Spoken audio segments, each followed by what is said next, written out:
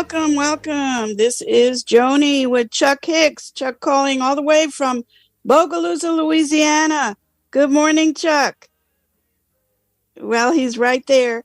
And we are going to have a wonderful show today, the week before Juneteenth, where there are countless celebrations going on next Monday and all next this coming weekend, and also Father's Day on Sunday. We are going to be dedicating most of this hour as a tribute to Black fathers, honoring 3 Black fathers in particular, James Shird, Tyrone Parker, and Ron Hampton. And we're very proud and excited to have on these 3 wonderful dads. Before we jump in with the fathers, we have some important announcements. I'd first like to mention that for some of you who don't know, today, June 12th, is the 60th anniversary of the assassination of Medgar Evers. Medgar Evers in Mississippi. He was the first African-American to serve with the first Mississippi field secretary for the NAACP, born in 1925, assassinated in 1963. He worked to get African Americans admitted to the all-white University of Mississippi, very much involved with voting rights and registration. He was assassinated by Byron de la Beckwith with the White Citizens Council. He is survived by his wife, Merle Evers, who was the chair of the national NAACP in the recent past. Mr. Evers was shot in the back while driving into his driveway on that day. The hospital there in Mississippi refused to admit him till they found out who he was. And I'd like to also mention that our own Dory Ladner, who is a very dear friend of WPFW, part of the PFW family, a close friend of mine and Chuck's, from Hattiesburg, Mississippi, can be heard every Saturday with Lance Reynolds. Dory Ladner was there having dinner with Medgar Evers an hour before he was killed. She was a young activist. So we lift up the spirit of Medgar Evers and remember him today, as always. We're going to be speaking later. Chuck can share what's going to be going on next Sunday, as Chuck has organized through the Black Fathers Matter Project, another magnificent motorcade through the city, starting at the African American Civil War Museum next Sunday. You can get there at 10:30. The motorcade will leave promptly at 12 noon, and you can probably get some of those wonderful posters, Black Fathers Matter posters. The motorcade will end up at RFK Stadium with a health clinic from 1 to 3. So we'll squeeze in a little more about that. But before we go into our discussion with our dads, Black fathers, we have 2 announcements. I'd like to start with Valoria Evans with Westminster Church. She's going to give an announcement about one of the plethora of activities happening next weekend in recognition of Juneteenth. Good morning, Valoria. Okay, Valoria, you need to speak up. Okay, you have to unmute. I'm going to... Thank you very much, Joni. Okay, real quick, tell us what's happening. Okay, today I'm representing Tyrone Baptist Church in Southwest DC. Tyrone is having the inaugural Southwest Juneteenth Festival this Saturday from noon until 3 p.m. on the historic site of Tyrone Baptist Church located at 1354 First Street in Southwest DC. The festival engages citywide residents, descendant communities, remembering the past of the enslavement of African Americans and the celebration of their freedom. This outdoor festival is a celebration through reflective conversation about Juneteenth, music, dance, food, children's activities, informational materials, giveaways, and a walking tour. Juneteenth or June 19th marks the date that those who were enslaved in the state of Texas learned they had been freed. More than 2 years after President Abraham Lincoln signed the Emancipation Proclamation on January 1, 1863, which freed only those enslaved in the states fighting with the Union. However, the 13th Amendment to the United States Constitution abolished slavery. The event will feature historian Louis C. Hicks Jr., who will lead the festival goers in dialogue about Juneteenth National Independence Day, also known as Jubilee Day, Emancipation Day, Freedom Day, and Black Independence Day. This renowned community historian with a focus on the intersection of Black history and public interpretation. He currently serves as the executive assistant for the Association for the Study of African American History and Life. Also, our own Southwest resident Chuck Hicks will be with us at this event. The event is free and open to the public, so hope to see you all at 1354 First Street Southwest, a few walking blocks from Nats Park, Audi Field, and the home site of soul singer Marvin Gaye. Thank you. Wow. Oh, thank you, Valoria. I'm so sorry we have to rush, but thank you for sharing that announcement. I must say, it's quite a year. We have never seen so many celebrations and events for Juneteenth. So keep your eyes and ears open. PFW will be doing a day-long Juneteenth programming. So thank you, Valoria. We're going to move now to our next announcement with Michelle Lancaster. And Michelle Lancaster is many things. She is an attorney, and she is also a vocalist and a music person. Spent many years with a group that is part of our program, In Process. She has a very quick announcement as well about a voting rights event happening on Saturday. So welcome, Michelle. Thank you, Joni. Good morning, good morning, good morning, everyone. I want to bring to your attention that on June 17th at 12 noon at the historic Alfred Street Baptist Church, the pastor, Dr. Howard John Wesley, will be having a wonderful event entitled Voter Suppression Then and Now. Now, I'm going to tell you why you want to be present for this event. The panelists will include attorney Gilda R. Daniels, who is the author of this incredible book called Uncounted, The Crisis of Voter Suppression. She's also a professor and a warrior in the area of voting rights. In addition, attorney Jonathan Diaz, who is also a voting rights champion and a professor at Georgetown University, will be present. He's also the director of this incredible organization entitled Campaign Legal Center that focuses on voter rights and voter suppression issues. So voter suppression then and now, this Saturday, June 17th at 12 noon at the Alfred Street Baptist Church, located at 301 South Alfred Street, Alexandria, Virginia. The zip is 22314. 12 noon. Okay, Michelle, thank you very much. And we will have you back.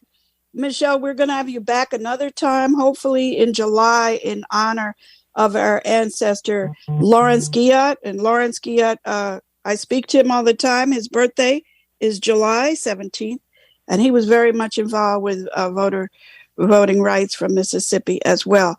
So we'll have you back again, but thanks for jumping in. Thank you, Joni. And next time, you're welcome. Next time we'll play some of your beautiful music.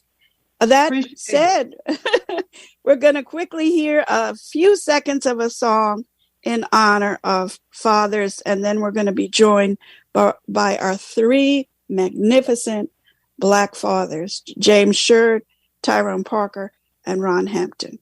There's a man at my house, he's so big and strong. He goes to work each day and he stays all day long. He comes home each night looking tired and beat. He sits down at the dinner table and has a bite to eat. Never a frown, always a smile when he says to me, how's my child?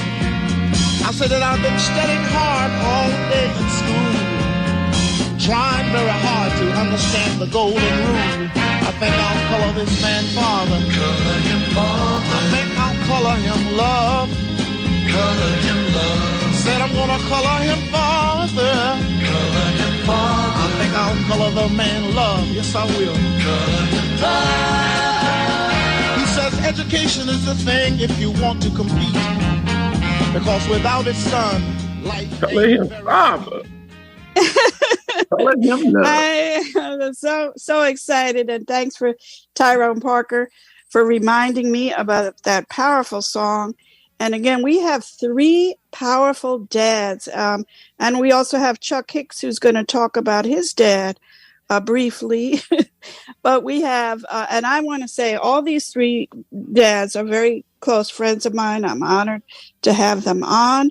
And we're going to start one at a time and giving each dad about 10 minutes. And hopefully we'll have more time to discuss together for the dads to talk to each other. And I'm going to start with James Shird. James Shird has lived here in D.C. for many, many decades, originally, I think, from North Carolina. I've been his friend since the mid-'90s, so that's about 30 years.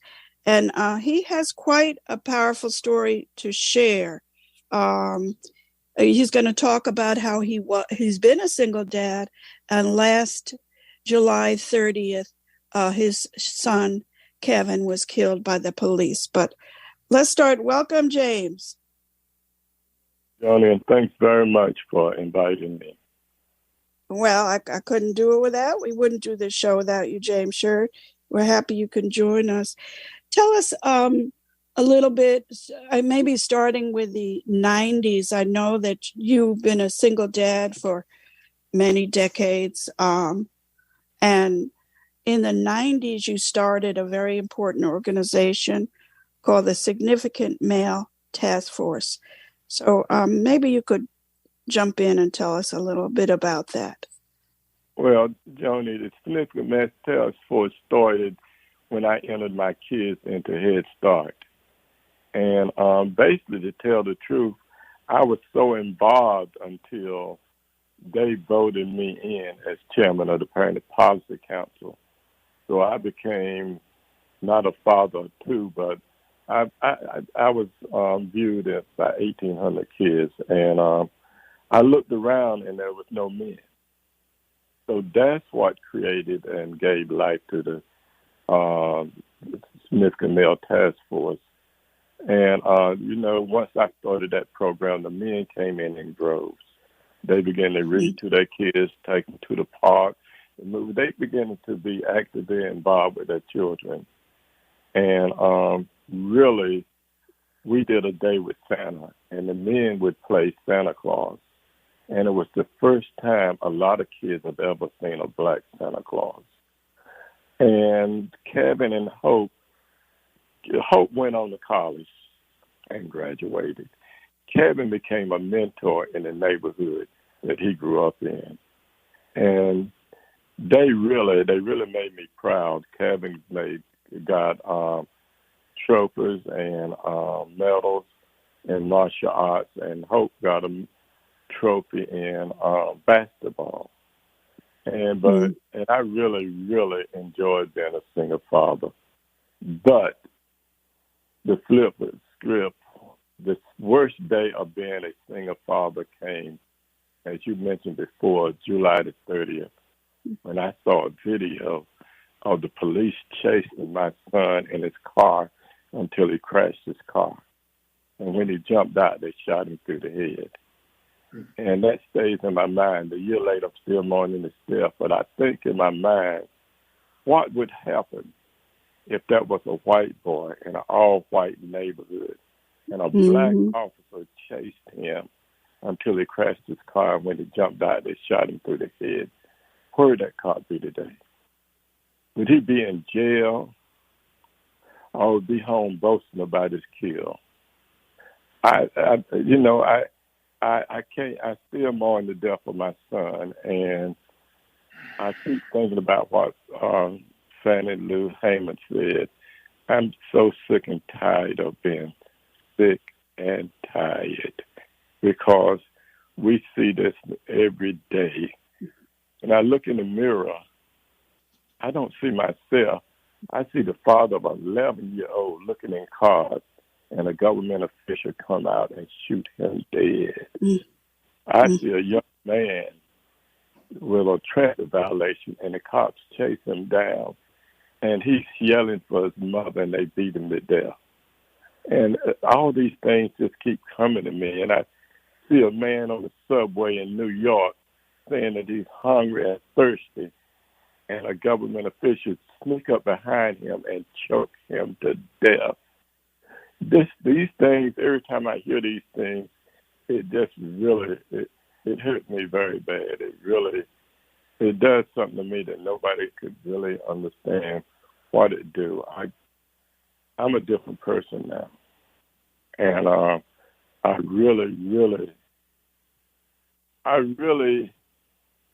don't know what to say. I often think about Martin Luther King when he said he just prayed that one day that we be judged by the content of our content of our skin and not the content of our character and not the color of our skin. Because Kevin, I can only speak for my son, I taught him to play chess at an early age. He ended up beating me and some of the best chess players. I put him in martial arts, and he brought home trophies and medals, And then he started his own business and named it after me and his son, which we all carry the same middle name, Carlton to Carlton. And I told him, I said, man, I can support you, but I can't do no work. And he said, don't worry, Pops, I got you. And he gave me a check every month. And I guess I know that I really love my son, but I just can't say enough. Seems like everything I say, there's more to be said about it. Whenever you come in, yes, I can stop. Yeah. And I wish we had the whole day. Wish we had a little more time, but this isn't going to be the only time. I'm thankful that you're on with Tyrone and Ron Hampton, who will also be supporting you. I remember Kevin when he was 7 years old running around in some of the meetings we were at together. And I know that this is the first Father's Day you'll have, without Kevin. So I'm glad you can be on with us today. So we're going to jump back with you, James Shird. And let's go to, excuse me, folks. Let's move to Ron Hampton. Ron, please introduce yourself. First of all, let me say good morning to everyone, and especially this brother. My heart goes out to you, my brother. I'm witnessing the same things that you're witnessing and wondering why it happens, but additionally, why we can't stop it. That's the why that I'm struggling with now. And then, of course, my friend who shoulders that I stand on, brother who is the foundation of the work that he has done in this city, Tyrone, and I'm just stand in awe of his contribution to our city and community. So good morning, Joni. I'm glad to be here. I'm so happy we're so happy to have you, but give folks a better introduction to you, because you yourself, me and Chuck we have an imaginary drum roll that we give to people, but you are a very inspiring person for countless reasons. But tell us about your role as a police father person. No, we're going to get to the father, but just tell us about how many of us know you in terms of relationship to the police. Well, I served on the Metropolitan Police Department here in Washington, D.C. from 1971 to 1994. I also served as executive director of the National Black Police Association and the local Black Police Association, two advocacy organizations speaking out against police brutality and police misconduct. And more importantly, we were involved, and I lived in the city all my life. I was born and raised there, but we were involved in this community, speaking out on the issues that impacted our people in a negative way, not just in terms of policing, but across the board, because in a real way, all of these things are intersectionally connected. And you can't be for one thing and neutral or nonverbal on another thing because of how all of these things have impacted our lives and put us in the position where we are now, and the kind of things that the brother talked about. And I know that Tyrone will.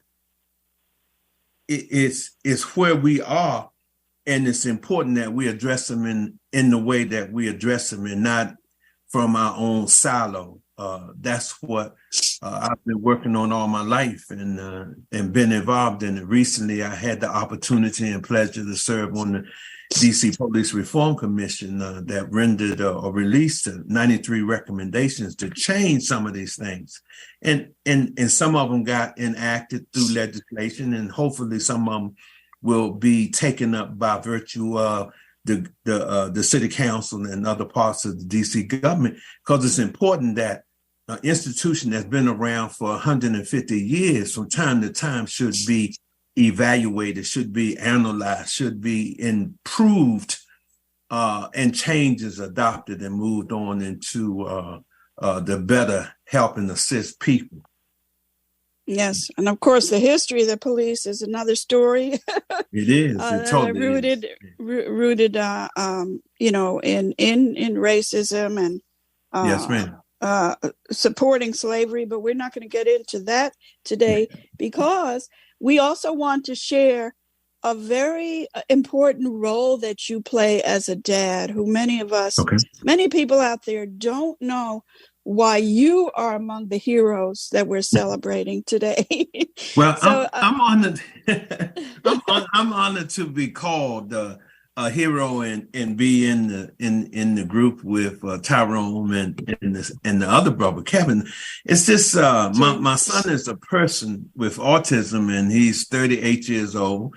I have 3 children. My oldest daughter is 49, and my youngest daughter is 30. And so being a father is probably one of the most exciting things that happened in my life. I'm married, of course, and I enjoy being married. But what I really enjoy being is a father and interacting with my children and family and doing the kind of things. And I'm still very much a father today. My son was home with us until he was 34, and then we entered him into assisted living. And so he lives in an apartment with a partner. He's nonverbal, so he has to have a one-on-one. We also have, I'm also the president of the DC Autism Society, which is an organization of families, about 35 or 40 families that have children, loved ones that are also on the spectrum. And we're a support organization. A lot of our children are like my son, on the high side of 30, but also we have families that their children are in their 50s. So this has been a very long and arduous struggle as it relates to trying to obtain services for them and for their life to be as normal as it can be, because the word normal is really relative. It isn't set in stone. It's whatever the individual he or she needs. And that's what we've been struggling with. I just happened to have been in Philadelphia this past weekend because the Institute for Educational Leadership and the Coalition of Community Schools was holding their conference. I had never been to a conference with 4,000 people. And this weekend, they asked me to serve on a panel and talk about parent power, and which I believe it is this the most powerful thing that we have, because parents live and with their children and are around them all of this time, and you all know, even after they are grown, we're still their father, we're still their mother, we're still their parents, and our job doesn't necessarily stop at that stage. And so we talked about that parent leadership power that we had to speak to the issues. And so I'm just honored to say my son, being on the spectrum, has opened my eyes to, and I like to claim I walk around with my eyes open all the time. I mean, wide. But my son has really caused me to have my eyes to be wide open. But I've loved every minute of it and cherished every minute of it, and been just aware of the kind of things that goes on. And so his transition, he's been fantastic in terms of making that transition from home to his assisted living situation. Sometimes my transition isn't as smooth as I would have liked it, but I just miss him, and I miss him being at home with us. And again, we are very proud of you. I'm sure Tyrone will speak to this as well. But as we know, we always hear the negative stories, particularly around Black men and Black fathers. We don't hear these magnificent stories. Just these 3 fathers alone would be worth a week of talking to. So this is why we're doing this. And of course, Chuck has created the Black Fathers Matter Project, which we're going to make sure he gets a chance to talk about. And Chuck, we're very proud of you and your dad. Chuck, if you want to jump in before we take the next music break and talk with Tyrone. We're also proud of Chuck's father. So welcome, Chuck, all the way from Bogalusa, Louisiana. Thank you, Joni. Thank you.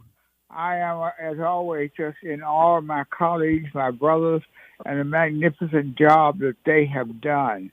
I would like for them to think about, so they can answer later, what advice would each of you give to young fathers today in terms of the climate that we're living under, which is somewhat different than it was 20 years ago.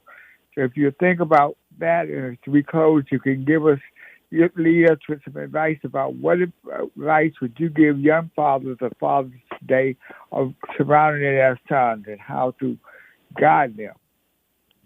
Okay, and you're listening to WPFW 89.3 FM ToHealDC with me, Joni, and Chuck Hicks. We are paying a tribute to Black fathers in general, 3 Black fathers in specific, and that's James Shird, Ron Hampton, and we're going to hear from Tyrone Parker in a moment. We also lifting up Chuck's dad, who is also an ancestor, who is the founder of the Deacons for Defense in Bogalusa, Louisiana, started the day that Malcolm X was assassinated. So we're very proud of Chuck's dad and Chuck's entire family, whose mom just celebrated her 94th birthday. Okay, let's hear a few seconds of the music, just a few seconds, Mike, and then we're going to jump in with Tyrone.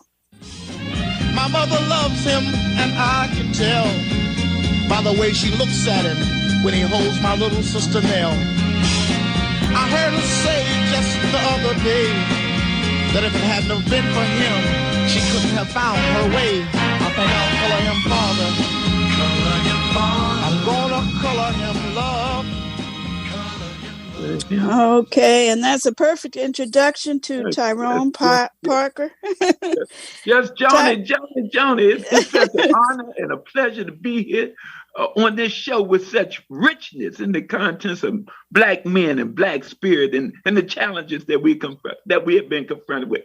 But as the song states, color him love. Color my father. Yes, Tyrone. That's the spirit of Tyrone Parker. we all share some common denominators in the contents of fatherhood. I've lost my son too, Rodney, who was killed due to gun violence in regards to the spirit of losing a child. And at the same time, it launched the movement, a movement of transformation, a movement to be able to help, a movement to be able to look at what have occurred, but what can occur, as Ron stated. Ron, and my good friend, Ron Hampton, I treasure that brother to the end. And you grew up together. Oh, yeah. He's in high school.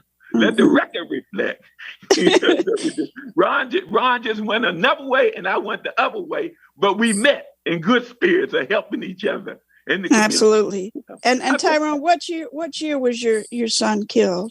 My son was killed in 1997. 1997.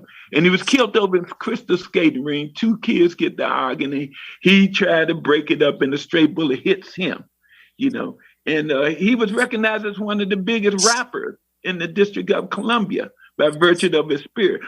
But the key to it is that we were able to launch a movement with my friends. We came together and said, man, we got to do something to stop this hemorrhaging of losing our children's lives, Black lives. And this became the concern of Black fathers that launched the Alliance of Concerned Men, which brings this into the day. The Alliance of Concerned Men is celebrating our Fathers of the Year. This is our 13th year of celebration, being able to lift the Black fathers up, the Black men up, to be able to celebrate them. And Ron Hampton was our 2014 Father of the Year. So, the depths of his richness is so profound. But we're honoring Black fathers that have made strong contributions to be the example of what not only their children should be seeing, but with those kids that's out there on the corners that's looking for directions, looking for someone to reach out to them and hug them. We always say that, if you hug a thug, you might not get mugged. And the spirit of love is always profound. So, Joni, we're going to be celebrating the Fathers of the Year, where we're acknowledging incarcerated fathers, one incarcerated father, one returning citizen father, one religious father, and it's a collaboration. But the key is that we are acknowledging Black men to lift them up, to show these are the examples that we have in our community that's often overlooked, that's often looked down upon, and to build the spirit up on that. And also, Union Temple, we're doing a brunch for Father's Day celebration. Our award ceremony in the church. We're going to come downstairs and do a brunch where all fathers are going to be celebrated with their families and a whole, to build the unity and love for that. And it's a fundraiser. And the money is going to our manhood training program. So we're doubling down. We're building capacity. We're looking at a movement of Black fathers being able to show who we are as the example, Joni. And what time? Yes, I'm excited too. What time is it at Union Temple on Sunday? At Union Temple, we're going to start the celebrations at 9:30. 9:30 service, where we're going to be acknowledging this group of distinguishing Black men that have made a difference in one way or the other. So you know what, too, Joni? See, a lot of times we look at it from the perspective of when a man has been locked up and left out of his family, there's no more responsibilities as one would see. But our ideology is that a man's responsibilities are not relinquished upon confinement. We look at creative ways to keep that father involved with his family. And it has an impact on our community. So, this is our overall spirit. And we got a magnificent young brother that's been locked up for 13 years, but he's been able to retain relationships with his family, with his wife, doing homework and whatnot together. So the story is an extraordinary story in regards to our incarcerated father of the year. And then say his name, Tyrone? His name is James Perry. That's mine. Yeah. But also as I look at the list of individuals that have received our Father of the Year, I look at Lightfoot, I look at McDuffie, I look at Clint Lacey. I look at, Eric Holder. I look at Ron Hampton, Reverend Wilson. For 13 years, we've stayed focused. And Hicks, we stayed focused. How do we bring up the spirit of Black men? When you go into a restaurant for Mother's Day, you can't even get a seat. That's right. But when it comes to Father's Day, you can walk in and get 10 seats. But we want to change that image. We want to lift it up. And the men that you have on this very, very show, Black men that have made strong contributions in one way or the other to lift up fatherhood, is just a prime example of what this day is about for us as a community. Absolutely. Again, we're speaking to 3 Black fathers that we're paying tribute to on this show today. ToHealDC, Tyrone Parker, whose son was killed in the late 90s, and out of that came the Alliance of Concerned Men. Ron Hampton, who's known as a retired police person and has done a lot to address the problems with police, but also has a son who is a special needs child, now a young man.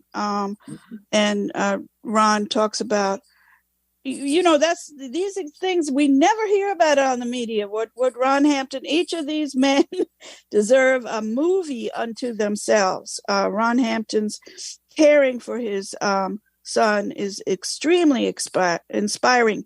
And last but not least, my friend James Shird, whose son Kevin was killed by the police July 30th last year. This is James's first Father's Day without his son. Of course, his son will always be with him in spirit. His son went through a lot of challenges himself, but was, as James described, was really had really created a new path for himself and his dad. So we send our prayers and love to James and his entire family, some of whom is listening. And before I forget, and we're going to also, Chuck, you can remind the question you want everybody to answer. But James, you wanted to announce something that your church, I believe, is doing on Sunday. If James can quickly jump on. But let's go. Chuck, you want to re-ask that question that you had? Okay, you guys, you brothers on the phone. I don't know if... Question, because Joni, I remember the question because Chuck asked a real key question, because the times are different. We had to acknowledge that. When Tyrone and I was coming up, because we're a little older now, that the times are different. And the young people are different too. That's why the times are different, because the young people are different. But I tell you, my advice to them, or my suggestion to them, because people don't take advice, but my suggestion to them is to embrace your children, to spend time with them. The same thing. That's what my father did with us. I have 6 sisters and brothers. And it's hard to spread yourself around, but he managed to spend the time. My mother managed to spend the time. I had good, strong ties in the community. To some extent, and I think you all would agree, gentrification has destroyed our community, the communities that we know, and the value and the atmosphere of our communities changed as a result of gentrification. And so what we have to do is sort of begin to embrace the ways that we were raised ourselves. If it was good for me, if it was good for Tyrone, if it was good for James, then it's good for these young people to do it. And it's going to feel different, but we have to do it. I know I work in a couple of schools up here in Ward 4, and I'm always taking time to spend and talk to the children. We need to speak to them. We need to get them in the habit of speaking to people. The worst thing in the world to do is live in a neighborhood with somebody and then don't speak to your neighbors. So you have to speak to your people. You have to talk to them, let them know that you love them. And there's nothing wrong with embracing them. It's nothing wrong with buying a lollipop or popsicle and those kind of things. because that's part of the investment that takes place. And every demonstration of that, like my brother Tyrone talked about, is to say, I love you. That's us saying that we love you. I hug my daughters. I hug my sons. I kiss them all the time because I want them to know that their father loves them. And love is what the expression of love is what we have to look back on. When I think about my mother was tough. Tyrone, in those days, our mother and fathers were tough. And that was fine with me. But I love my mother. I'm telling you, I love my mother. She was tough as nails, Joni. Ain't no question about that. She had to be tough. That's right. So that's what we do. And the toughness is done with love. And the young people, if anything they take from this conversation is love one another. And it's not going to always be smooth, but we have to love and express our love to one another. And there's going to be some rocky times. But no, I can't imagine being upset with anyone because times are too hard for us to be getting angry and going off in our separate ways. We got to be together. Absolutely. And as Ron said, the common denominator is to be able to demonstrate legitimate commitment of love, being able to reach out to them in spite of their circumstances and their conditions. Okay, we're going to do what we got to do at our house. We're going to do what we want to do at our homes. We're going to love our family and give them everything that we got as the example of what a Black man should be and can be, but also teach them to take that spirit outside of the house and work with their friends, show them the demonstration of it. And when we as Black men that say that we're working with the youth and love them, we've got to be able to identify at least one that we are putting our arms around on a daily basis to be able to support, be able to encourage, to be able to take them different places and show them that you are my family. I remember one time we took about 50 kids over to the harbor on the ship over there. And they was running wild because, young kids on the South Beach just running. So I went to grab this little kid and he said, "Get your hands off me. You ain't my daddy." And I said, "Boy, I'm your daddy today." And that's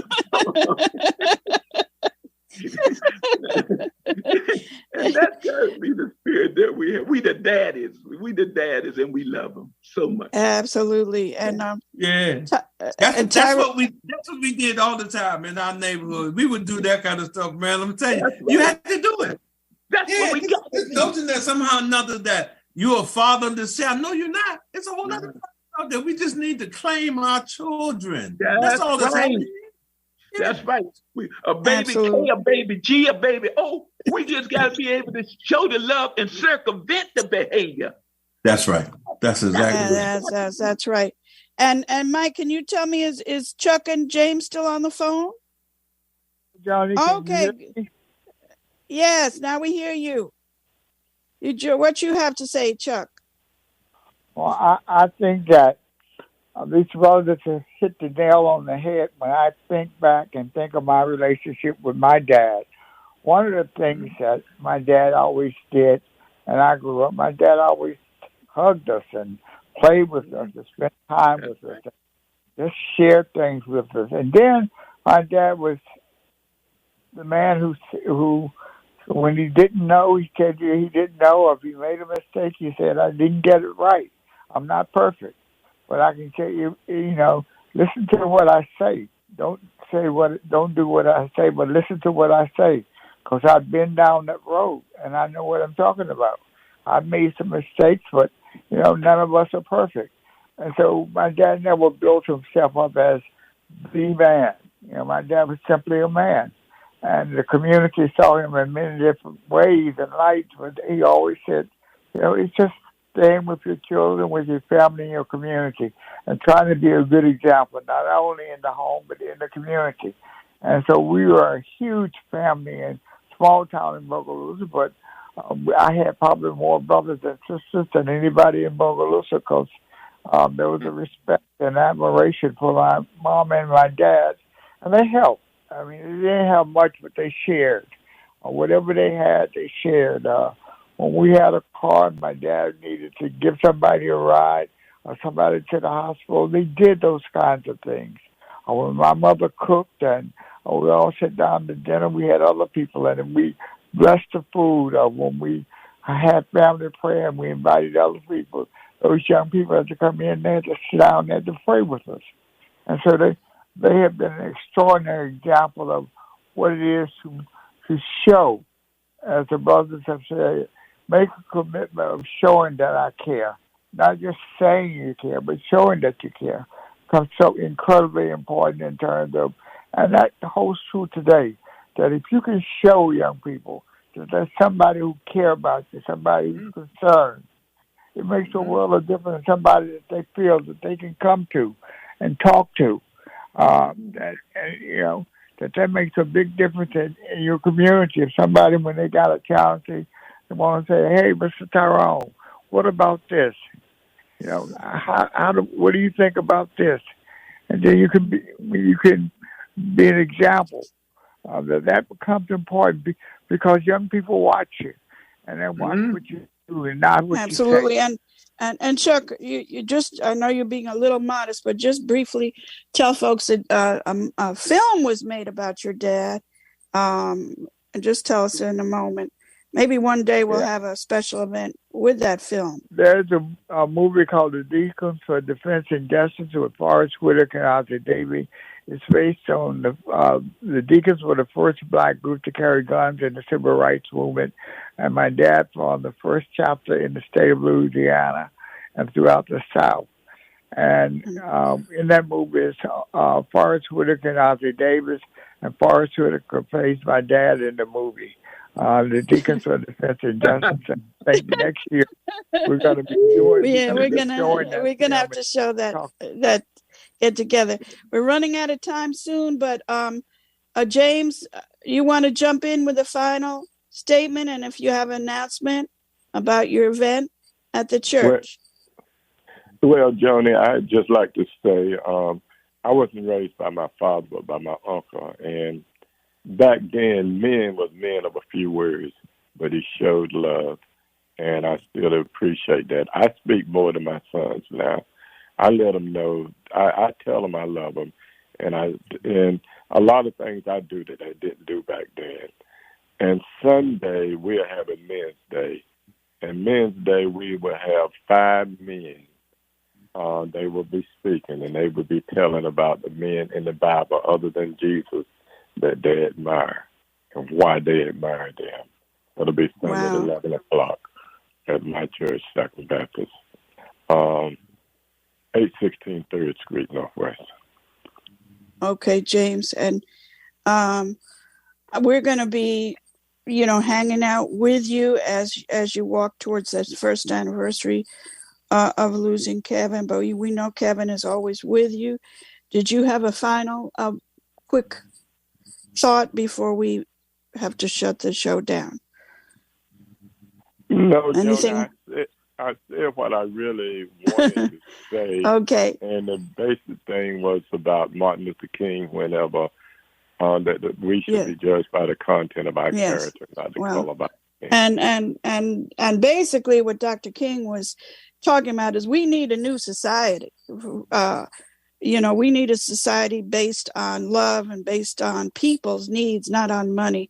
So Dr. King has words for us. We still have a long way to go. But Chuck, tell us, remind us what is happening on Sunday with your creation of this wonderful Black Fathers Matter project, real quick. The Black Fathers Matter motorcade is just to go through wards 1, 5, 7, and 8.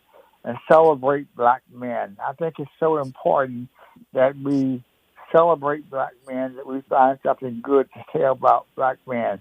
So often they say, John Doe is a good man, but there's always a but or an and around black men. And it becomes important that we just go through the community and give out these signs and blowing these horns on a motorcade and saying that black fathers matter, black lives matter.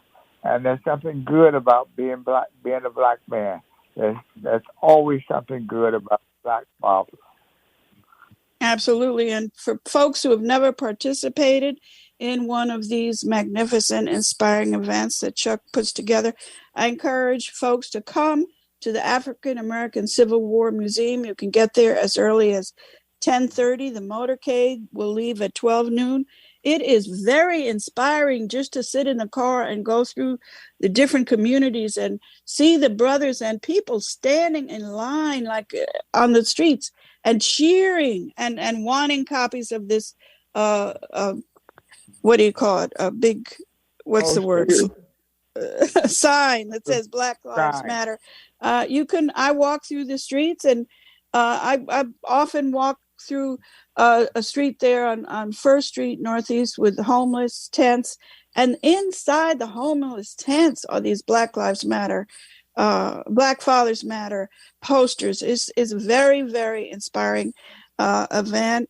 And Chuck, we thank you for putting that together and all the people who work with you to make that happen. We honor each of the Black Fathers with us today. We love you, Tyrone Parker, Ron Hampton, and James Shird. You are always in our prayers, and we wish we could spend the whole day with you. Wow, we still have 2 whole minutes left to Tyrone, and we're going to go out with a song. Again, Color Me Father. I also want to thank Mike Nacella and Mari for their help. Big Mike. Tyrone, we're going to be celebrating Black Fathers over at Union Temple Church. The 100 fathers in the Alliance of Concerned Men and 20 other Black organizations will be celebrating Black Fathers over Union Temple Church. We're going to honor the spirit of it. We're going to lift them up, regardless of where they may be at, whether they're in jail or just coming home or been a great person in their community. All of them are going to be celebrated to show the epitome of love. Like Martin Luther King said, love is the one most single component that has the capabilities of transforming your enemies into your friends. Love is everything. Yes, and you're a great example of it. And Ron, you had your final thought real quick. Oh, no, I'm just going to say, I just love it. I'm telling you, so I'm looking forward to it. Tyrone, I'm going to come over there. Yeah, that's right. Yeah, you got to be there. I'll be there. So all these activities, and try to make it over through Chuck's. Chuck will be, the motorcade will be going through Ward 8. So maybe we drive past Union Temple, Chuck. We'll see if thank we you. can change the route. Yes. Thank you, Chuck. Thank you, Ron Hampton. Thank you, Tyrone Parker. Thank you, James Shird. And we are going to go out with this beautiful song, Color Me Father, as we lift up Black fathers and all the love they show to their sons and to many, many other people. Thank you. We love you. So listen to this message here. Had it not been for him, she couldn't have found her way. I think I'll color him father. Color him father. I'm gonna color him love. Color him love. I've got to color him father. Color him father. I think I'll color this man love. Color him love.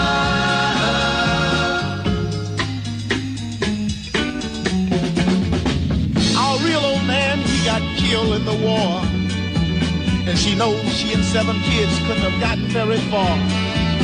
She said she thought that she could never love again. And then there he stood with that big wide grin. He married my mother and he took us in.